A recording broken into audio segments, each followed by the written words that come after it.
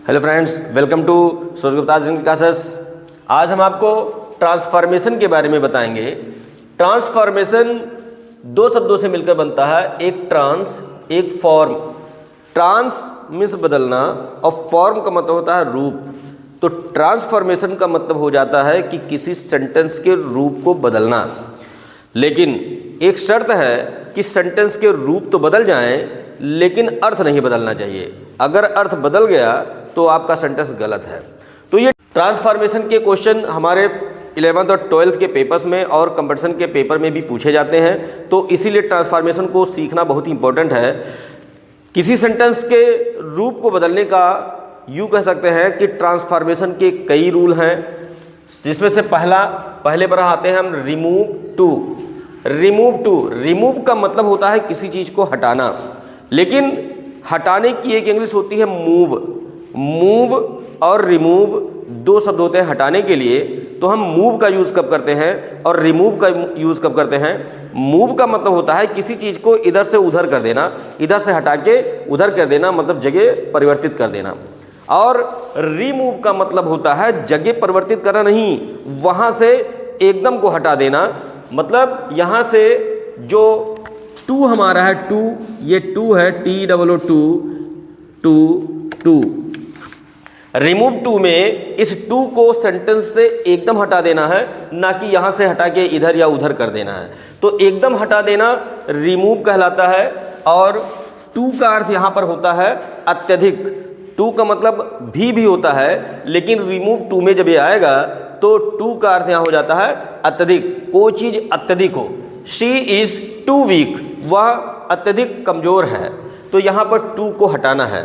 तो अगर remove to के रूल को आप बिना रटे बहुत ही ईजिली सीखना चाहते हैं तो आप हमारे वीडियो में लास्ट तक बने रहें। देखिए, हमने आपको यहाँ 4 सेंटेंस दिए हैं एज एग्जाम्पल। रिमूव टू के लिए 4 ही क्यों दिया गया? क्योंकि ध्यान दीजिएगा, यहाँ पर रिमूव टू वाले सेंटेंस मेनली 2 प्रकार के होते हैं। रिमूव टू वाले सेंटेंस मेनली 2 प्रकार के होते हैं। एक ऐसा सेंटेंस जिसमें केवल एक ही बार ये टू लिखा हो, TOO, और एक ऐसा सेंटेंस होता है जिसमें 2 बार टू लिखा है। एक डबल ओ वाला टू लिखा है, एक सिंगल ओ वाला टू लिखा है। तो मेनली 2 प्रकार के हमारे रिमूव टू वाले सेंटेंस हो गए, जिसमें डबल ओ वाला टू, अत्यधिक वाला टू लिखा हो और ये वाला टू दोबारा नहीं लिखा है। और इसमें एक अत्यधिक शब्द वाला टू लिखा है और एक TO2 जो इन्फिनिटिव बन जाता है उसका टू लिखा है। तो मेनली ये 2 प्रकार के हुए। लेकिन जिसमें 2 बार टू लिखा होता है, ऐसे सेंटेंस 3 प्रकार के हो सकते हैं। कौन कौन से? बहुत ही इसमें गौर करना है आपको कि यहाँ भी टू, यहाँ भी टू, यहाँ भी देखिए ये टू आ गया, यहाँ भी ये टू आ गया, ये टू और ये टू, डबल वाला टू, सिंगल वाला टू, डबल वाला टू, सिंगल वाला टू। अब ये सेंटेंस 3 प्रकार के कैसे होते हैं? ध्यान दीजिएगा कि यहाँ सब्जेक्ट सजीव है, लिविंग थिंग्स हमारा सब्जेक्ट है इस टू वाले सेंटेंस में, लेकिन इस टू वाले में ये सब्जेक्ट हमारा निर्जीव है, नॉन लिविंग थिंग्स हमारा सब्जेक्ट बन जाए।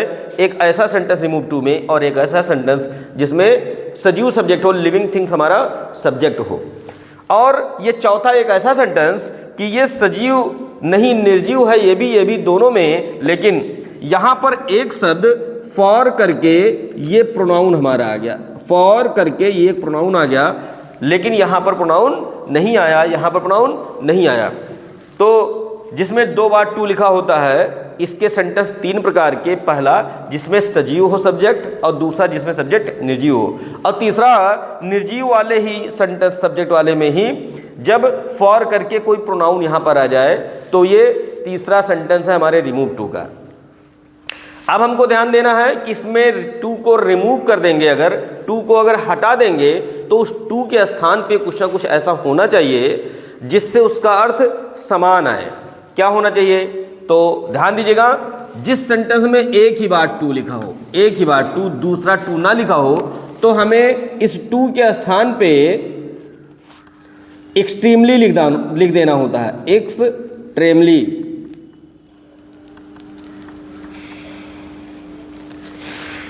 इस टू के स्थान पे हम एक्सट्रीमली लिख देंगे, बाकी चीज़ों को ऐसे उतार देते हैं। तो ये हमारा बन गया एक बार लिखे हुए टू का, रिमूव टू का rule. She is extremely weak, ये शी इज एक्सट्रीमली वीक, ये हो गया रिमूव टू। ध्यान देना कि जब एक ही बार टू लिखा दूसरा टू ना आए तब इस टू के स्थान पे हम एक्सट्रीमली कर देते हैं, या तो इसके साथ एक रूल और लग सकता है। इस बात को गौर करना है आपको। दूसरा कौन सा है, हम टू के स्थान पे beyond the proper limit, shortly इसको BTPL भी कहते हैं, बियॉन्ड द प्रॉपर लिमिट को भी हम लिख सकते हैं, लेकिन दोनों को लिखने में थोड़ा सा कंडीशन है। अगर हम एक्सट्रीमली लिखते हैं तो टू के स्थान पर लिखेंगे, और BTPL लिखते हैं तो सेंटेंस के सबसे लास्ट में लिखेंगे। इस पॉइंट को ध्यान रखना है। जैसे अगर हम BTPL का यूज़ करते हैं तो यहाँ सेंटेंस हो जाएगा शी इज, तब वीक हमारा आगे आ जाएगा वीक, और BTPL पीछे जाएगा बियॉन्ड द प्रॉपर लिमिट। ये she is weak beyond the proper limit. अगर हम BTPL का यूज करते हैं तो वीक को आगे करके BTPL को पीछे कर देंगे, और टू के स्थान पे अगर एक्सट्रीमली का यूज़ करते हैं तो एक्सट्रीमली उसी टू के स्थान पे आ जाएगा। मतलब टू बी की क्रिया के बाद टू लिखा था तो टू बी की क्रिया के बाद एक्सट्रीमली आ जाएगा। तो ये था दो प्रकार के रूल्स जिसमें हम सिंगल मतलब एक ही टू TW2 होने पर चेंज करते हैं, दूसरा टू नहीं है। यहाँ आते हैं जिसमें एक टू ये, एक टू ये, एक टू ये, एक टू ये, एक टू ये और एक टू ये लिखा है। जब दो बार टू लिखा हो तो इस बात को ध्यान रखिए, दो बार टू लिखा हो तो इस टू के स्थान पे हम सो लिखेंगे और इस टू के स्थान पे लिखेंगे हम दैट। यही सब में चलेगा। इन तीनों में थोड़ा सा डिफरेंस है।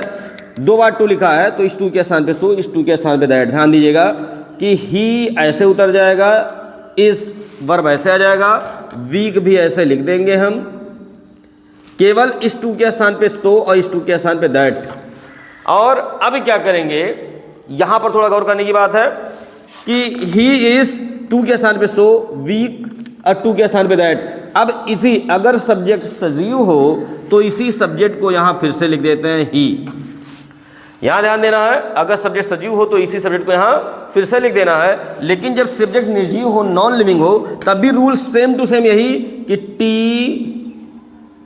इज इस टू के स्थान पे सो, हॉट ऐसे उतर जाएगा और इस टू के स्थान पे दैट, सो और दैट। इस टू के स्थान पे सो, टू के स्थान पे सो, इस टू के स्थान पे दैट, टू के स्थान पे दैट।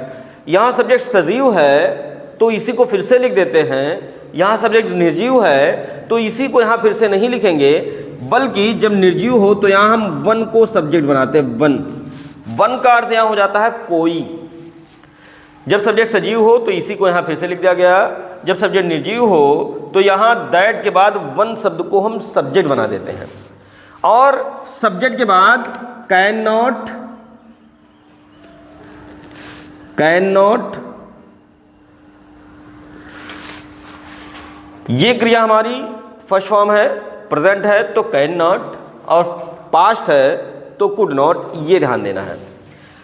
कैन नॉट लिखने के बाद इस टू के बाद जो वर्ड बचा है इसको यहाँ हम ऐसे सेम टू सेम लिख देंगे फाइट। ये यहाँ बचा ड्रिंक, आगे हम ऐसे लिख देंगे ड्रिंक।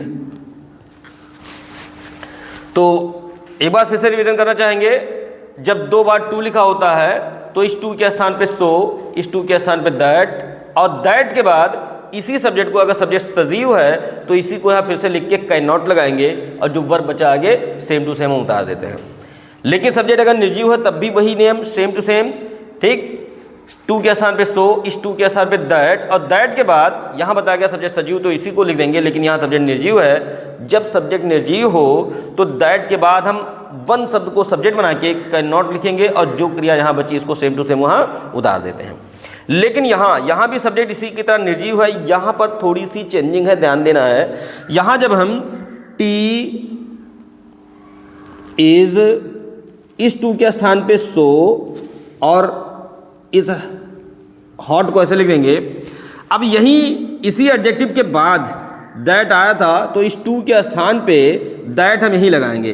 दैट, यहाँ ध्यान देना है, दैट अब हमने यहाँ बताया कि सब्जेक्ट निर्जीव हो तो दैट के बाद इसी सब्जेक्ट को यहाँ लिखकर बल्कि वन को सब्जेक्ट बनाते हैं, लेकिन जब यहाँ कोई प्रोनाउन फॉर करके लिखा हो तो वन को सब्जेक्ट ना बना के इसी प्रोनाउन को यहाँ सब्जेक्ट बना देंगे।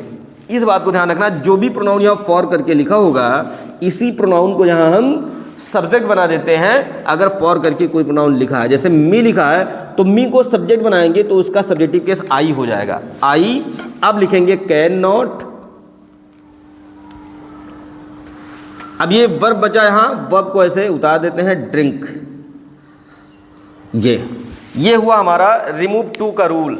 एक बार फिर से रिपीट करना चाहूँगा कि जब एक ही बार टू लिखा हो दूसरा टू ना लिखा हो तो इस टू के स्थान पे एक्सट्रीमली या तो बियॉन्ड द प्रॉपर लिमिट को हम पीछे करके लिख देंगे, लेकिन जब दो बार टू लिखा हो तो इस टू के स्थान पे सो, इस टू के स्थान पे दैट। तीन टाइप के ये सेंटेंस होते हैं जिसमें दो बार टू लिखा होता है। एक ऐसा सेंटेंस जिसमें सब्जेक्ट सजीव हो, एक ऐसा सेंटेंस जिसमें सब्जेक्ट निर्जीव हो। अगर सब्जेक्ट सजीव है तो इस दैट के बाद इसी सब्जेक्ट को यहाँ फिर से लिख देते हैं और कैन नॉट लगा के क्रिया को ऐसे यहाँ उतार देते हैं। अगर सब्जेक्ट हमारा निर्जीव हो तो इस दैट के बाद इसी सब्जेक्ट को यहाँ ना लिख के बल्कि वन को सब्जेक्ट बनाएंगे और कैन नॉट लिख के इस क्रिया को यहाँ सेम टू सेम लिख देंगे। यहाँ भी सब्जेक्ट निर्जीव है लेकिन यहाँ एक प्रोनाउन लिखा है फॉर करके। यहाँ सब्जेक्ट निर्जीव है, यहाँ प्रोनाउन नहीं लिखा था लेकिन यहाँ प्रोनाउन लिखा है। तो जब सब्जेक्ट निर्जीव हो तो इस दैट के बाद, इस सब्जेक्ट के बाद दैट लगाएंगे और दैट के बाद इसी प्रोनाउन को, जो भी प्रोनाउन यहाँ लिखा होगा इसको यहाँ हम सब्जेक्ट बना के कैन नॉट लगाएंगे, ये क्रिया यहाँ पर सेम टू सेम लिख देंगे। तो ये था हमारा रिमूव टू का नियम बिना किसी रूल को रटे। तो अगर हमारा ये वीडियो आपको अच्छा लगा हो तो आप हमारे वीडियो को लाइक और शेयर जरूर करिए, और अगर आपने हमारे चैनल को सब्सक्राइब नहीं किया है तो चैनल को सब्सक्राइब करिए और बेल आइकन का बटन जरूर दबाइए ताकि आगे आने वाली वीडियो के नोटिफिकेशन आपको मिलते रहें। Thank you.